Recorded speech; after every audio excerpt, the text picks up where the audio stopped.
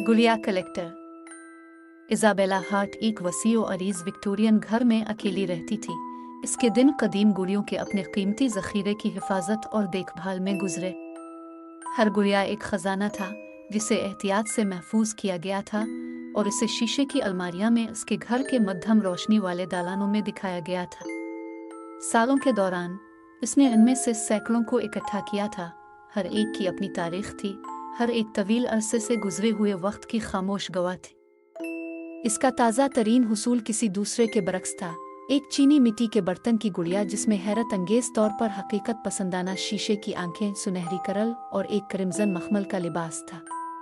इसका नाम इवलीन इसकी कलाई पर बंधे एक छोटे से टैग पर कढ़ाई की गई थी।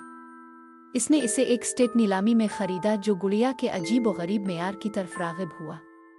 बेचने वाला इससे अलग होने के लिए बेचैन था, हालांकि इसने इसकी वजह बताने से इनकार कर दिया। इस पहली रात इज़ाबेला ने अपने मुताला में इवलीन को पर्दे पर रखा, जहां वो काम करते हुए इसकी तारीफ कर सकती थी। उसने लैंप की रोशनी से पढ़ने में घंटों गुजारे।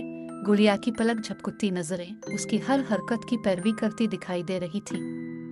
बेचैन लेकिन अपने असाब को नजरअंदाज करने के लिए पुरज़्म, वो आखिरकार रात के लिए अंदर आ गई। अगली सुबह जब वो अपने मुताला में दाखिल हुई तो इवलीन पर्दे पर नहीं थी। इसके बजाय गुड़िया खिड़की वाली सीट पर बैठ गई। इसका सर थोड़ा सा बाग की तरफ हो गया। इज़ाबेला ने झुकाया। इसे यकीन था कि इसने गुड़िया को मुंतकिल नहीं किया था, लेकिन इसे अपने तसव्वुर के मुताबिक बनाया था। इसने इवलीन को वापस पर्दे पर बिठाया और इस ख्याल को मुस्तरद कर दिया। अगली सुबह इवलीन खाने की मेज पर थी, एक कुर्सी पर बैठी थी। इज़ाबेला का सीना सख्त हो गया, लेकिन उसने खुद से कहा कि ये उसकी अपनी गैर हाजिरी रही होगी।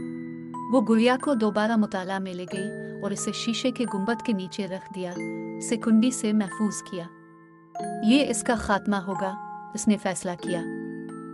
इस रात एक हल्की सी आवाज ने इसे जगा दिया, चटखारेदार लकड़ी के फर्श पर नम जानबूझकर कदमों की आवाज। इसका दिल धड़क उठा जब उसने टार्च पकड़ी और नीचे की तरफ लपकी।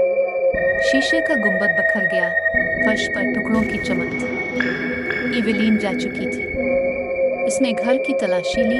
इसका खौफ हर गुजरते सेकंड के साथ बढ़ता जा रहा था, यहाँ तक कि उसे किचन में गुड़िया नजर आई, जो अपने छोटे से हाथ में छुरी लिए काउंटर पर बैठी थी। Please subscribe my channel and bell icon को दबाना मत भूलिएगा। हमारी सब वीडियोस देखने के लिए हमारा चैनल सब्सक्राइब करें।